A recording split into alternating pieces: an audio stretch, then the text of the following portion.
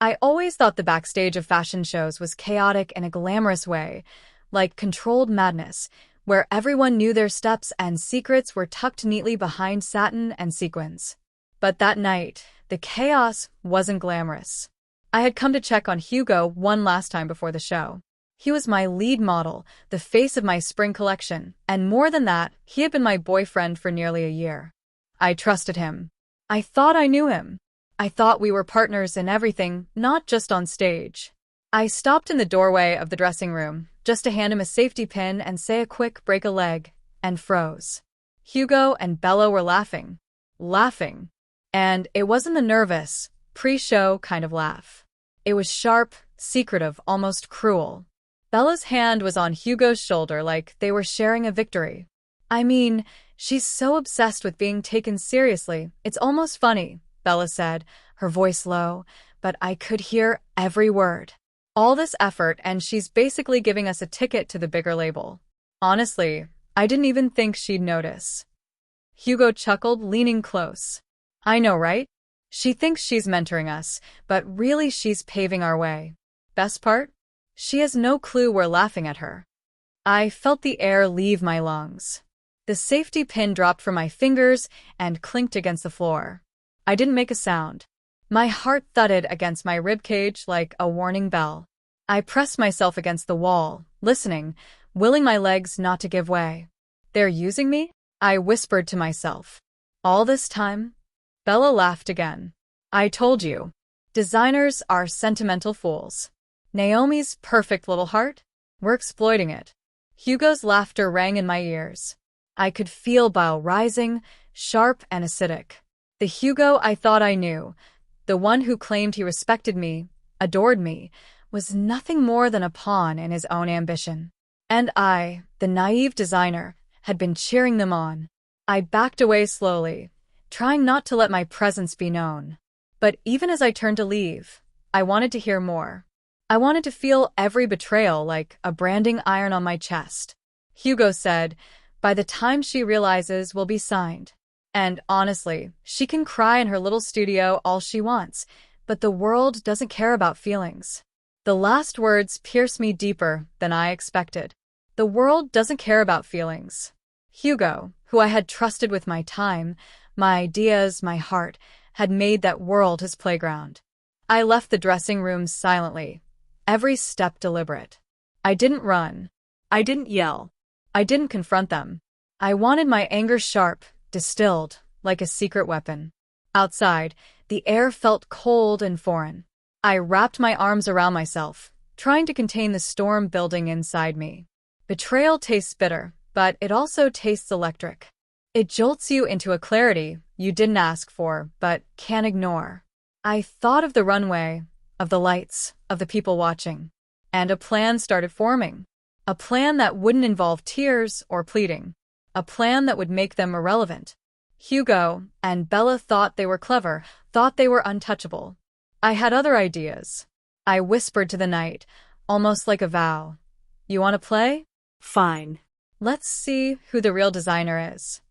And with that, Naomi stopped being the girl who trusted blindly. She became the woman who would turn betrayal into brilliance. The next morning, I didn't sleep. My studio smelled like freshly pressed fabrics, and the faint scent of jasmine lingered from my diffuser. Normally, I'd have spent hours sketching details for the runway, choosing fabrics, debating over the tiniest hemline adjustments. Today, none of that mattered. Today, my focus was singular. Hugo and Bella were going to regret underestimating me. I started by drafting a new plan. The original lineup of models, Hugo and Bella at the center, was cancelled. I called everyone I knew in the industry and told them the truth. No celebrity models, no famous faces, no fluff. I wanted real people, faces that had never strutted down a catwalk, women and men who wore confidence like armor, not clothes like costumes. The first model arrived timidly. Her hands shook as she stepped into the studio, glancing at the racks of gowns with wide eyes. You're here for the show? I asked softly. Yes, she said. I don't know what I'm doing. Good, I said with a grin. Then you'll do exactly what I want. I spent hours teaching them how to walk, how to hold themselves, how to channel their personalities instead of pretending to be someone else. For the first time in my career, I realized the runway wasn't about perfection. It was about authenticity. And as I watched them, I could feel Hugo and Bella's smug voices in my head. They think they're untouchable. I made my first move that afternoon. I sent a cryptic email to the press. A surprise runway. The message was simple, no stars. Just stories. Just real people. I watched as the RSVPs skyrocketed, the curiosity spreading like wildfire. By show night, the tension backstage was electric. Hugo and Bella, still oblivious to their replacement, strutted around their dressing rooms, posing in mirrors, congratulating themselves on their inevitable spotlight. They didn't know the audience they were about to disappoint, the world about to witness their irrelevance. The lights dimmed. I gave the cue. The first model stepped out, hesitant at first, but as she moved, something remarkable happened. The crowd leaned in. They weren't looking at celebrity. They were looking at truth. Every model that followed carried a story, a life lived outside the curated worlds of magazines and brand contracts. When the final walk ended, the applause was deafening. Social media exploded within minutes. Clips of my show went viral. People were calling it revolutionary, a refreshing departure from the obsession with perfection and fame. Even industry veterans were tweeting, tagging each other. Finally, a runway that speaks to real people. And then came the reactions from Hugo and Bella. I didn't have to look. I saw it online first. Tweets mocking them for being replaced by actual humans, stories calling them entitled, vain, and unoriginal. Articles dissected their smug laughter, revealing the betrayal they thought would stay hidden. I felt no glee, only a quiet satisfaction. Justice had been served without me lifting a finger to attack them directly. Late that night, I sat alone in the empty studio, the buzz of the city outside matching the buzz in my veins. I didn't feel victorious in a shallow sense. I felt alive. Hugo and Bella had underestimated me, yes, but more importantly, I had underestimated myself for too long. The betrayal had been sharp and bitter, but it had also been the spark I needed to create something authentic. And as I cleaned up sequins from the runway floor, I whispered to myself, this is only the beginning. Somewhere in the shadows of the city, a man, an enigma, a legend, watched quietly. Arthur, the reclusive fashion mogul, had noticed. And though I didn't know it yet, he would soon step out of retirement, intrigued by the audacity of a young designer who turned betrayal into brilliance. But tonight, Naomi wasn't thinking about him. Tonight, she was thinking only about herself, and the fact that for the first time the world was paying attention for the right reasons. The morning after the show, my phone wouldn't stop buzzing. Not with congratulations, not with inquiries about my next collection, but with screenshots and messages that had nothing to do with me directly. Tweets mocking Hugo's overly dramatic pout. Instagram stories poking fun at Bella's stunned expression on the runway, captioned, "When you realize real talent can't be faked." I scrolled through them with a calm I didn't expect to feel. I wasn't laughing. I wasn't celebrating. I was observing. They thought they were untouchable, that they could use me, charm their way into contracts, and leave me on the sidelines. Now the world saw what I had always known. Their smiles were masks, and behind them was nothing. I overheard whispers at the studio all morning, my assistants talking in hushed, thrilled tones. Did you see the comments? Hugo's losing endorsements. And Bella? She's trending for all the wrong reasons. I didn't respond. I didn't need to. My silence was louder than any post or press release. Then came the calls from industry insiders. Invitations to smaller shows, requests for collaborations, even one major label executive asking to meet me tomorrow. I leaned back in my chair and exhaled. For the first time in months, I felt untethered. Betrayal had been a heavy cloak around my shoulders, but now it had burned off, leaving only strength. But the satisfaction wasn't complete without witnessing the contrast. Hugo and Bella tried to maintain appearances, showing up at other shows as if nothing had happened. But the cameras didn't lie. Reporters noticed the tension, the forced smiles, the subtle glares when someone mentioned my show. A week later, at an industry luncheon, I saw them both together. They walked in as a so-called power couple, whispering and laughing just like that night in the dressing room. Only now, the laughter sounded hollow. People passed by, barely sparing them a glance. Their old charm had crumbled under the weight of exposure. Hugo caught my eye for a fleeting second. I held my gaze cold and steady. He opened his mouth, probably to explain, apologize, or manipulate. I didn't flinch. I didn't respond. I simply turned back to my champagne glass and sipped slowly. "I hope you're proud of yourself," he muttered under his breath as we walked past each other. I smiled faintly, a quiet, dangerous smile. "I don't need your approval," I whispered, knowing he could hear it. The irony wasn't lost on me. The people who had laughed at me, used me, thought they were climbing over my back to reach success, were now stumbling over their own arrogance. And I was moving forward, unburdened, unchained, unstoppable. By the end of the week, invitations poured in from fashion editors, bloggers, and designers who had watched the show go viral. Naomi, the girl they had tried to underestimate, was suddenly the talk of the season. My email inbox overflowed with opportunities one hadn't even imagined. Collaborations, sponsorships, even an inquiry from a legendary, reclusive designer named Arthur. Arthur, the man who had built an empire and vanished from the spotlight years ago. Rumor had it he never took on protégés, never revealed his face, never trusted anyone with his craft. And now he was intrigued enough to watch a viral runway show featuring real people and a designer bold enough to defy convention. I didn't know him yet, but I could feel his eyes on me. Not like Hugo's or Bella's, who had studied me for exploitation.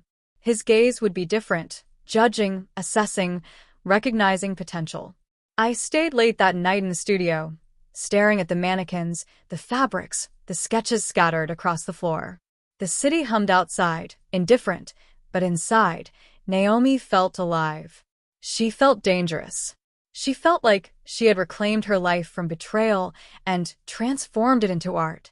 And somewhere in the distance, I sensed the next chapter waiting for me. Someone who wouldn't use me, who wouldn't underestimate me, who might see all the fire and strength that Hugo and Bella had ignored. Arthur. The thought made my pulse quicken. Not fear, not desire, but anticipation. For the first time, I understood that betrayal isn't an ending. It's a doorway. And Naomi? She was ready to walk through it.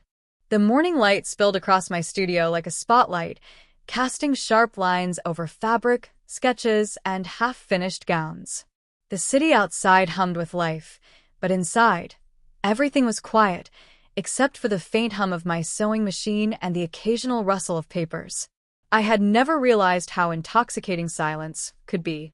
Hugo and Bella were gone from my mind, gone from the runway, gone from my plans. I had replaced them with people who mattered. Real faces, real stories, real courage. And now, Naomi was finally designing for herself. Not for validation, not for applause, not for someone else's ambition. I ran my fingers over the silk of a dress I'd designed the night before, marveling at the way it caught the light. It was perfect, not in the way that Instagram influencers use the word, but in the way that made me feel proud, untouchable. A few hours later, I had models arriving for fittings, ordinary women, men who had never imagined themselves on a runway. Their nervous excitement was contagious. "You're really doing this?" one of them asked, brushing a strand of hair behind her ear. I smiled. "Yes. And you'll shine." It wasn't a show yet, not in the public sense. But every step toward creation felt like a battle won. Hugo and Bella might have had fame and faces, but I had something else: control, power, authenticity. And then came the email. At first, I thought it was spam. A name I had only read about in magazines: Arthur.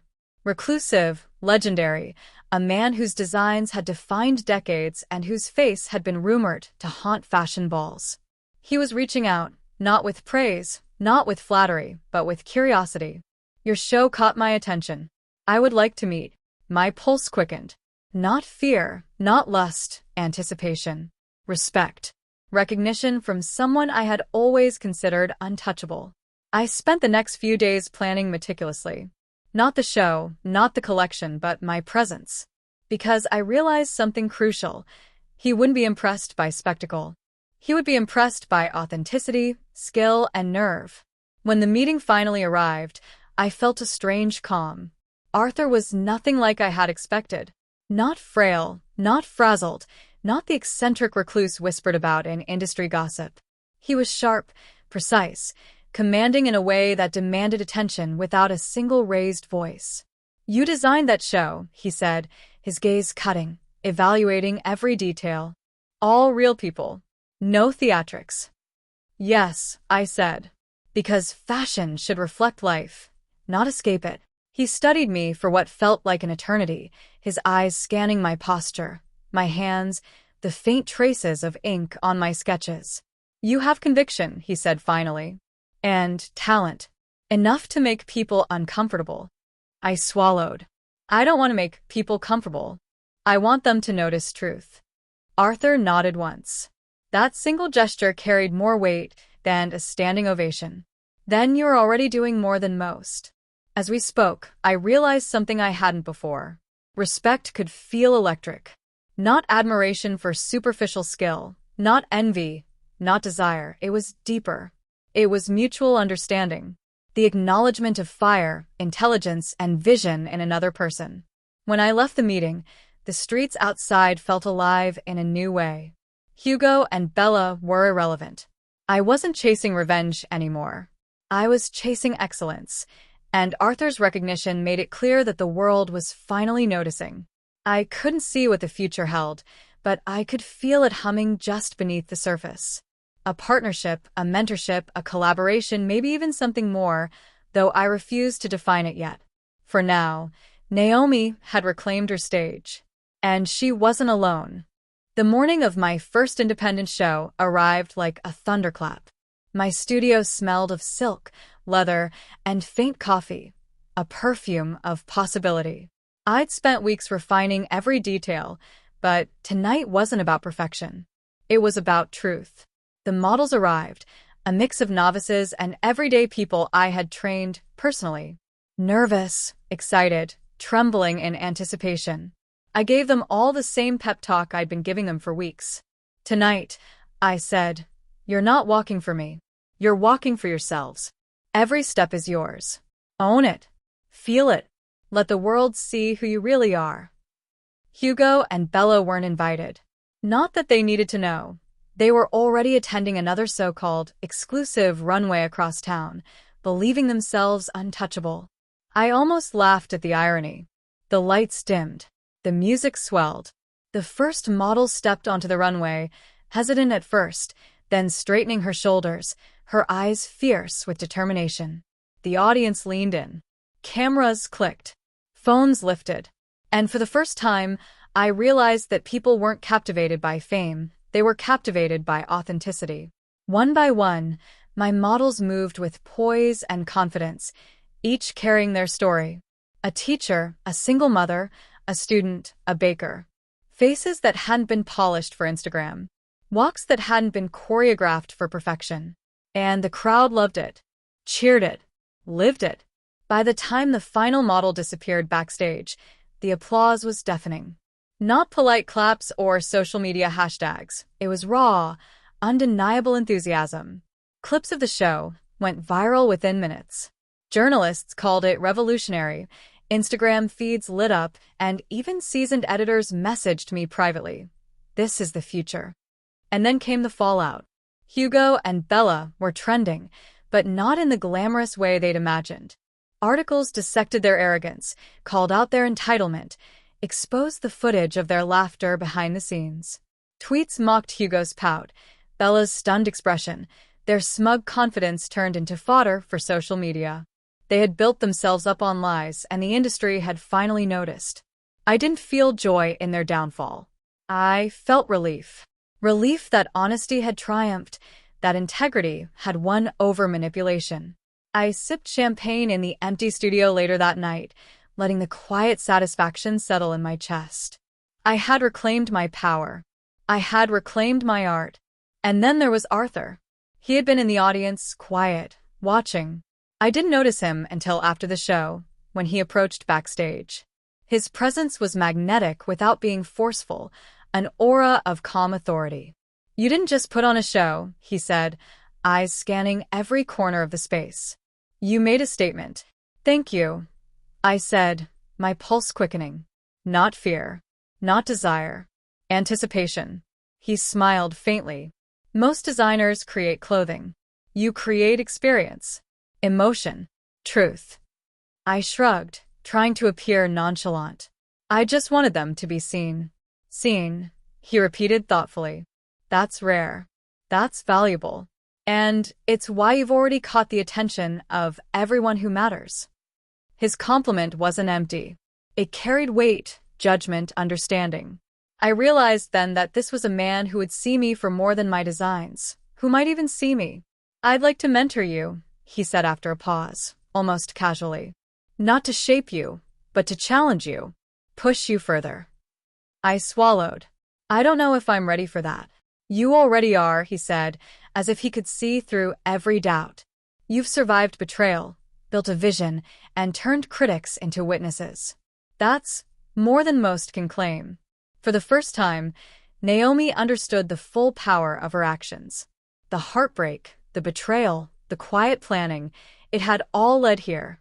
And now, with Arthur at her side, someone whose respect was earned, not given, the possibilities felt limitless. The industry had watched her rise. Hugo and Bella had fallen. And somewhere beneath it all, a deeper, unexpected connection was beginning to stir, one that promised to challenge Naomi in ways she hadn't yet imagined. The morning after the viral success, the city felt different. Brighter, louder. The streets buzzed with possibility, and yet, inside my studio, everything was calm. I could feel the echo of last night's applause lingering in the fabric of the room, as if the walls themselves were holding their breath, waiting for the next move. Arthur arrived at precisely 9 a.m., carrying nothing but a slim notebook and an air of effortless authority. I had spent the night imagining him in countless ways, abrasive, eccentric, distant, but the man who stood in front of me was nothing like that. He was measured, quiet, yet every movement was intentional, like he had already mapped out the world in his mind. "You've exceeded expectations," he said, his tone casual but edged with certainty. The show was revolutionary, yes, but more than that, it was courageous. I smiled faintly. Courageous? It felt terrifying. "Exactly," he said, as if that confirmed something he already knew. "Courage is what separates the ephemeral from the unforgettable. You understand that. Most designers merely chase applause. You chase truth." His words wrapped around me like silk, warm, deliberate, and slightly dangerous. I felt a pull, not of fear, but of recognition, as if he could see every layer of effort and restraint I had built into myself over the last year. He spent the morning observing my sketches, the fabrics laid out across the studio, the models practicing their walks. I had expected critique, corrections, maybe even rebuke. Instead, he asked questions. Thoughtful, probing questions. Why this silhouette? Why this texture? Why now? And when I answered, he listened, not politely, not distractedly, but completely. His attention was a weight I hadn't realized I craved. At lunch, we stepped out to a small cafe around the corner. The streets were filled with the hum of taxis, the chatter of fashion students, the occasional flash of paparazzi cameras. Arthur didn't flinch. He didn't preen. He merely observed, like he was cataloging details without judgment. "You work too hard," he said finally, stirring his espresso. "And not in the way most people call dedication. In the way that consumes you." "I like consuming myself for my work," I said lightly, trying to mask the flutter his words sent through me. He studied me, his gaze holding mine just a fraction too long. "Careful," he said. "Because when someone notices the fire, they often want to control it or extinguish it." I tilted my head. "You're not here to extinguish me?" He smiled faintly, just a hint of something more. "No. I'm here to challenge it. and maybe, if you're willing, to fan it into something extraordinary. Back at the studio, he took me through critiques, not harsh, not condescending, but precise. Each correction felt like a lesson, each suggestion like a key unlocking a door I hadn't known existed. And I realized something frightening and thrilling. I was beginning to crave his approval. Not in the shallow sense, not as validation, but as a benchmark. If he respected me, I would push myself further than I ever thought possible. By the end of the day, the air between us had shifted. It wasn't mentorship alone anymore. It wasn't just business. There was a tension, quiet and sophisticated, threaded through every glance, every careful word, every shared silence. A recognition of intellect, ambition, and, yes, attraction, but tempered, refined, electric in its restraint. As he left, he turned to me at the door. "Don't forget," he said softly, "courage isn't just stepping forward. It's deciding who to let stand beside you." I watched him walk away, the city swallowing him in its rush. My pulse had quickened. Not fear, not panic, but possibility. Naomi had survived betrayal. Naomi had conquered a runway. And now, Naomi was stepping into uncharted territory. With Arthur. With ambition. With desire tempered by respect. The journey was just beginning. The weeks after the show felt like standing on the edge of an ocean. One moment calm, the next a wave of messages, invitations, and opportunities crashing over me. My studio became a whirlwind of fittings, sketches, and interviews, but I welcomed it. Finally, I wasn't invisible. Finally, I wasn't being used. I was being noticed for me, for my vision, for my fire. Hugo and Bella? Their names surfaced almost daily in industry gossip, but now in the tone of mockery rather than envy. Headlines read things like, "Entitled models replaced by reality," and the show they thought would launch them flops in viral humiliation. It was strange to witness them, once arrogant, now floundering publicly. And I couldn't deny a quiet satisfaction. Not cruelty, justice, perhaps. My assistants whispered stories of their desperation, phone calls unanswered, contracts falling through, casting directors questioning their professionalism. I didn't gloat aloud. I simply kept walking forward, letting my work speak louder than any petty victory could. Arthur was by my side more often now. Not hovering, not controlling, but present. Watching, questioning, guiding. And each time he did, I noticed the subtle things. The way he would pause to admire a seam I had perfected. The way he would listen intently to my explanations without ever interrupting. The faint lift of his brow when I suggested a bold idea he hadn't considered. One evening, after a marathon fitting, he stayed behind as the models left. The studio was quiet, the soft hum of the city filtering in through the windows. He leaned against a table, holding a sketch I had just finished. "You're taking risks most designers would never dare," he said. His eyes held mine unwavering. "Not because you want attention. Not because you need validation. Because it matters to you." "I don't want to be cautious anymore," I admitted, my voice barely above a whisper. Caution got me used, overlooked, betrayed. He stepped closer, slow, deliberate, but never invasive. "Then you're learning the right lesson." The air between us was electric in a quiet way. His hand brushed against mine when he handed back the sketch, and I felt it. Like static, a connection I hadn't expected. It wasn't lust. Not exactly. It was recognition.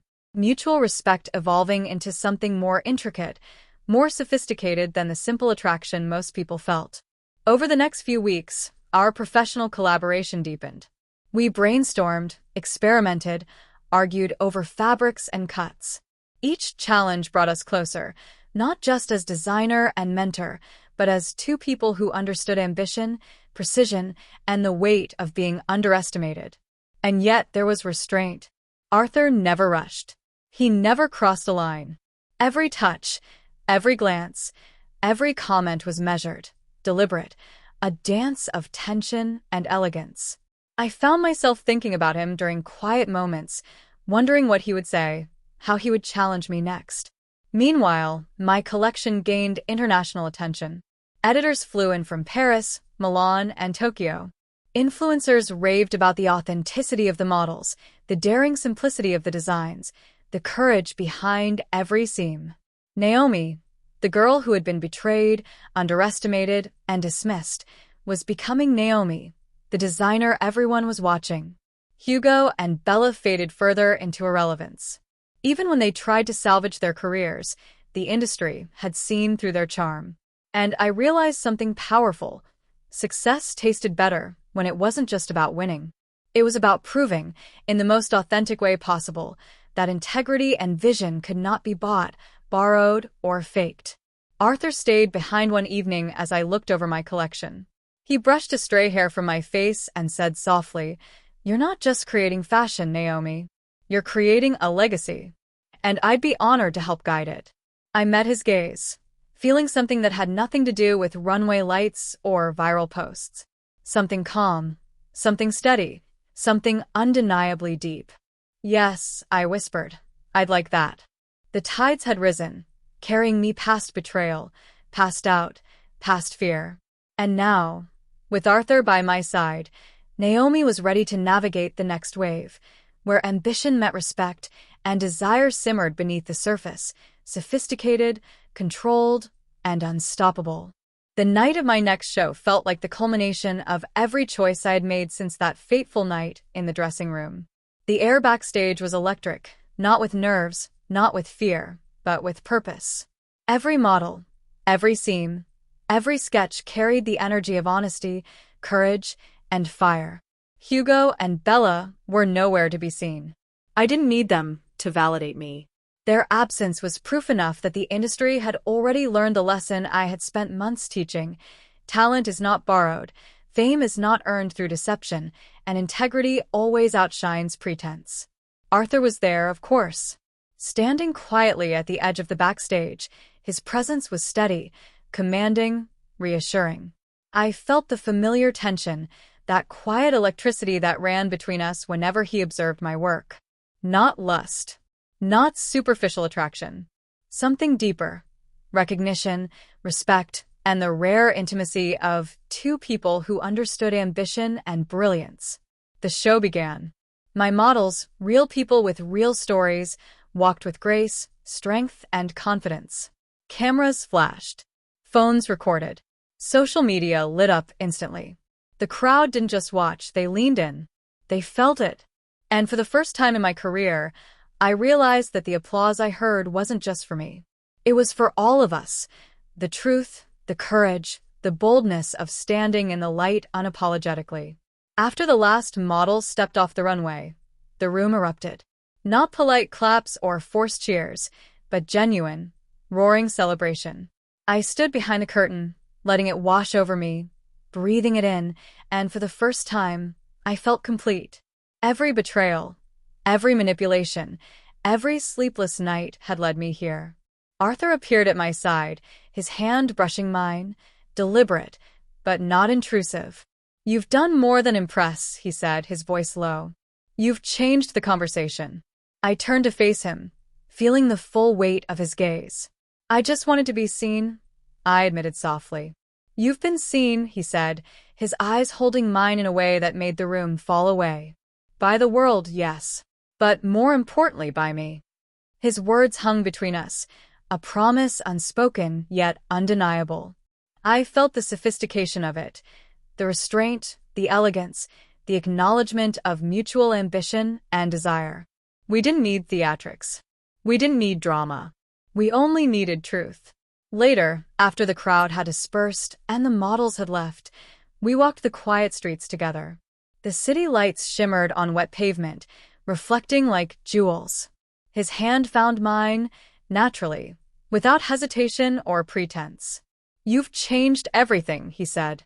"Not just your show, not just your career, but yourself. The world won't forget Naomi. I won't forget Naomi." I smiled, leaning into him just slightly. "I won't forget Arthur either." He paused, turning to face me fully. "Then we continue. Together. Not as master and student. Not as mentor and protege. As equals." "Yes," I whispered. And I meant it. I thought of Hugo and Bella.